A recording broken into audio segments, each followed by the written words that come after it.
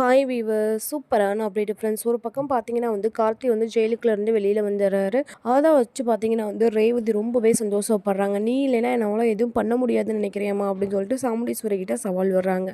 இன்னும் பார்த்தீங்கன்னா ரேவதிக்கும் சாமுண்டீஸ்வரிக்கும் தான் பயங்கர சவாலாக போக போகுது. அது மட்டும் இல்லாமல் பார்த்தீங்கன்னா ரேவதி என்ன பண்ண போகிறாங்கன்னா, என் வீட்டுக்காரே ஜெயிலுக்குள்ள வச்சுல நான் உன்னை என்ன பண்ணுறேன் அப்படின்னு சொல்லிட்டு அம்மாவுக்கும் பொண்ணுக்கும் சண்டையை பார்க்க விட்டுட்டு நம்ம சந்திரகலா பார்த்தீங்கன்னா வேடிக்கை பார்க்க போகிறாங்க. சந்திரகலாவோட பிளான் என்னன்னா, நம்ம சந்திரகலாவோட ரொம்பவே பிளான் என்னன்னு பார்த்தீங்கன்னா, நம்ம கார்த்தியும் ரேவதியும் பிரிக்கணும். அது மட்டும் இல்லாமல் நம்ம சாமுண்டீஸ்வரியும் மகளையும் பிரிக்கணும். அந்த பிரிக்கிற கஷ்டம் இந்த அக்காவுக்கு எப்படி இருக்குன்னு சொல்லி தெரியணும். பிரிகிற கஷ்டம் எப்படி இருக்குன்னு தெரியணும். எங்கள் அக்காவுக்கு எவ்வளோ பட்டாலும் தெரிந்தலை. இப்போ ரேவதியும் போயிட்டால, ரேவதி போனதுக்கப்புறம் தான் எங்கள் அக்காவுக்கு என்னன்னு சொல்லி தெரியும் அப்படின்னு சொல்லிட்டு ரொம்பவே யோசிக்கிறாங்க. அதே மாதிரி சந்திரகலா அடுத்தடுத்த பிளானை போடுறாங்க.